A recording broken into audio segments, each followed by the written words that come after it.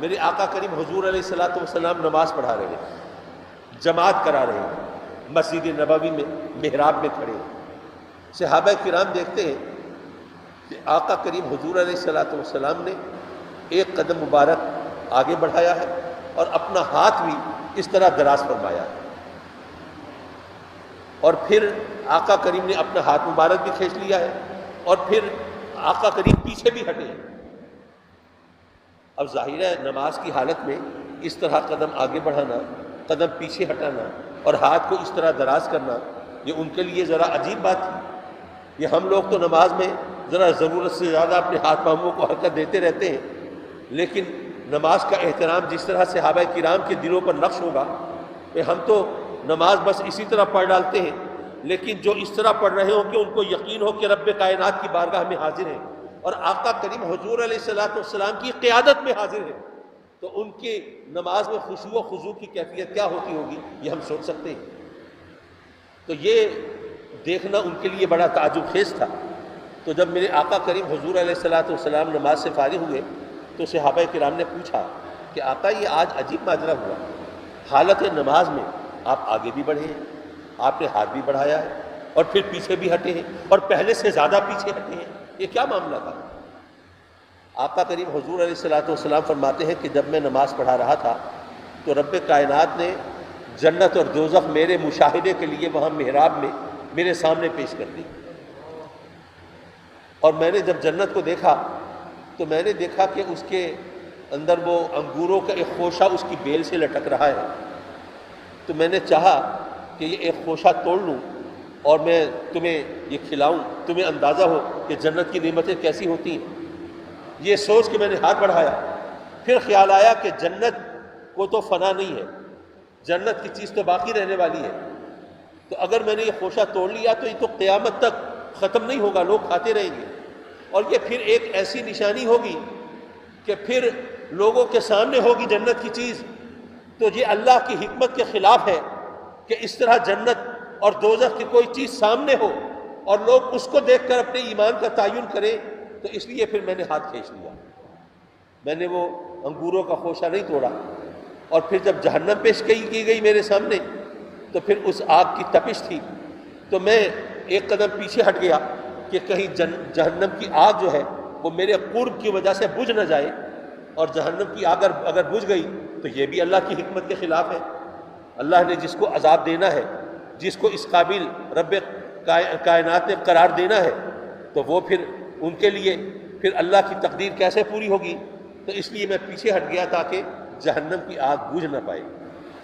حضرات مکرم، میں کہنا یہ چاہ رہا تھا، بتانا یہ چاہتا تھا کہ حضور علیہ الصلوۃ والسلام کے لیے تو اس دنیا کے اندر بھی جنت اور دوزخ اسی طرح پیش کر دیے گئے، وہ سب چیزیں ان کے مشاہدے کے لیے ہیں۔ وہ اگر چاہتے تو جنت کی نعمتوں سے یہاں مستفید ہو سکتے تھے، اگر چاہتے تو ان کے دسترخوان پر جنت کی نعمتیں پیش کی جا سکتی تھی۔ اور ذرا سوچئے کہ وہ ہستی جس کے اشارے سے چاند دو ٹکڑے ہو جائے، اگر وہ محض اشارہ فرماتے تو کیا نالین پاک از خود جڑ نہیں سکتی تھی؟ اور چلیے اس معجزے کی طرف اگر ذہن آمادہ نہ ہو تو وہ صحابہ کرام جو آقا کریم کے اشارے پر سر کٹانے کے لیے تیار ہیں اور گھر بار لٹانے کے لیے تیار ہیں، کیا وہ آقا کریم کی نالین پاک کی مرمت کرنے کے لیے آمادہ نہ ہوتے؟ لیکن نہیں، میرے آقا کریم نالین پاک کو خود مرمت فرما رہے ہیں، خود روکھی سوکھی پر گزارا فرما رہے ہیں، خود کھجور کی چٹائی پر استراحت فرما رہے ہیں، خود پیوند لگے کپڑے زیب تن فرما رہے ہیں۔ یہ سب ہماری تربیت کے لیے تھا۔ میرے آقا کریم کو ان تمام چیزوں کی کوئی ضرورت نہیں تھی، کوئی مجبوری نہیں تھی۔ اب یہاں پر اگر ہم سوچیں تو ہمارے لیے سبق ہے کہ ہمارے اگر کوئی حکمران، آج کل گرمیوں کا موسم ہے اور ماشاءاللہ 2-4 دن سے گرمی بھی شدید پڑ رہی ہے، اگر کوئی وزیر اعظم یا وزیر اعلیٰ محض آپ کے مسائل جاننے کے لیے یا آپ کی مشکلات کے حل کے لیے اگر بھری دوپہر میں کڑی دھوپ میں جلتے سورج کے نیچے 10-15 منٹ کھڑے ہوں اور پسینے میں نہا جائیں تو آپ تو ان کے بڑے شکر گزار ہو جائیں گے۔ کیا شخص ہے، کتنا درد ہے اس کے دل میں عوام کا، اور کس طرح ہمارے مسائل کے حل کے لیے یہ جوان دھوپ میں کھڑا رہا اور پسینے میں نہا گیا۔ دیکھو اس کو ہمارا کتنا خیال ہے، ہم تو اس کے پروپیگنڈا سیکٹری بن جائیں گے، ہم تو اس کی تعریف میں رد اللسان رہیں گے۔ لیکن کبھی ہم نے سوچا کہ کسی صدر یا وزیر اعظم کی بات نہیں ہو رہی، کسی حاکم اور شہنشاہ کی بات نہیں ہو رہی، کسی صنعتکار اور کسی مخدوم کی بات نہیں ہو رہی، بلکہ رب کائنات کے محبوب کی بات ہو رہی ہے، جن کی خاطر رب کائنات نے بساط ہستی بچھائی ہے اور نگار خانہ قدرت سجایا ہے۔ یہ اس ہستی کی بات ہو رہی ہے کہ انہوں نے 5-10 منٹ نہیں، 1-2 دن نہیں، ہفتہ 2 ہفتے، مہینے 2 مہینے نہیں، بلکہ ساری زندگی ہماری خاطر کس طرح مشکل میں گزاری ہے۔ لیکن کیا ہم نے اس کا احساس کیا ہے؟ نہیں۔ اگر احساس کیا ہوتا تو اگر کوئی کڑا وقت آتا تو ہم اسے خوش اسلوبی سے جھیل جاتے، لیکن ہم مانگتے تو اللہ کی رحمت ہے، لیکن کبھی ذرا کوئی سختی آ جائے، کوئی مشکل آ جائے تو پھر ہم کہتے ہیں اللہ ہم سے روٹھ گیا ہے، ناراض ہو گیا ہے، ایسے ہی کچھ کرتے ہیں۔ پھر اللہ کو راضی کرنے کے لیے عبادت اور ریاضت بھی نہیں کرتے، اس سے لو بھی نہیں لگاتے، اس کی بارگاہ میں جھکتے بھی نہیں، بلکہ شکوہ شکایتوں پر ہی زور ہوتا ہے، جی اللہ ناراض ہو گیا جی۔